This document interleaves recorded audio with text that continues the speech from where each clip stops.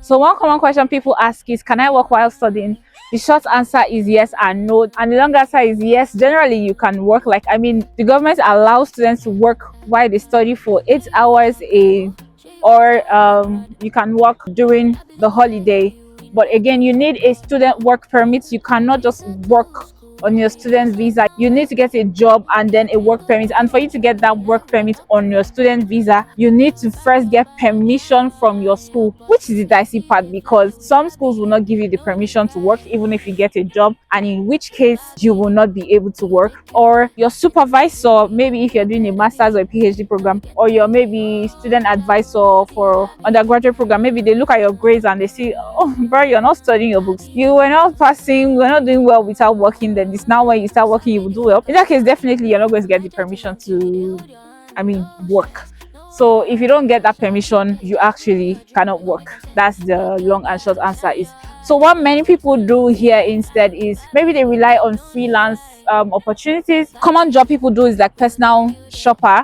So like maybe they buy things from China here and send to somebody in another country, maybe in their home country or somewhere. Another job people do is maybe hairdressing. If you're a black person and you know how to make hair, you can make hair for your friends. So people just rely on menial gigs, helping somebody around them to do something, and then the person gives them like a payment. Some people even do writing. You can just make a big business out of buying things in China and shipping to other countries. So helping people purchase stuff, or maybe if you make your own online store, or you can be a content creator. So open social media accounts like on YouTube, TikTok, and all of those platforms. Operate them in such a way that you can add money from them putting ads on your profile, or maybe like TikTok creator rewards or things like that. So this is usually younger people that do this type of jobs. But yeah, that's the summary of it. So these are the kind of jobs you can generally do. Then, can I come with my family? The answer to that question is yes and no.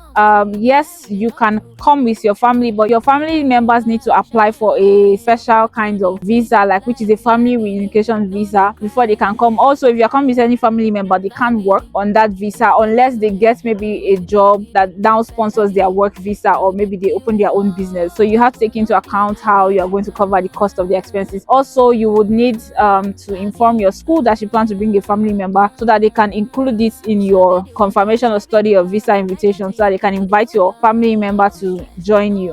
Another question is, can I transition from study to work permit? Yes, you can transition from studying to work permit if you get a job, but there is no standard post-study work permit for looking for a job. Rather, what people typically do is maybe when towards the time of their graduation, then they would register a company to start their own business here in China. Can I get permanent residency after studying? No, studying does not qualify you for permanent residency. Although now that there's a new talent visa, it might be different. Maybe your performance, your research can qualify you, but just earning your bachelor, your master's, your PhD degree doesn't automatically qualify you. You would have to apply for a separate, maybe special scheme that can qualify you, for example, like the talent visa. Can I register my company or do business? Yes, you can register your company while studying in China, but there's a tricky side to this thing because of the income. Don't forget, you cannot earn income without permission from your school, like to work. So if you're going to be operating your business as the owner, then how are you going to take the money from the business? You would have to discuss that with the immigration department. They can guide you on how to go about it, because people do it. I mean, there are even cities that are now opening up for people to be able to open their company and then you can operate your business. So there are places like that, but if you want to do that, don't overthink it. Just go to the immigration department and ask them, and they are going to tell you what to do. Can I get a scholarship while studying in China? Yes, you can, and no, you can't. If your grades are not good, then, and even if your grades are good, they will look at your other performances. They'll look at your attendance rates, how much you participate in other activities. So then that will determine whether you're awarded a scholarship or not, your how you respect your teachers, things like that. So yeah, I think these are general standards for scholarship. Unless it is just purely based on academic performance, yeah, they will probably assess your extracurriculars, all those type of things. You can get a scholarship. If you come as a self-funded student, many schools would award a scholarship to the best students, like after studying a semester.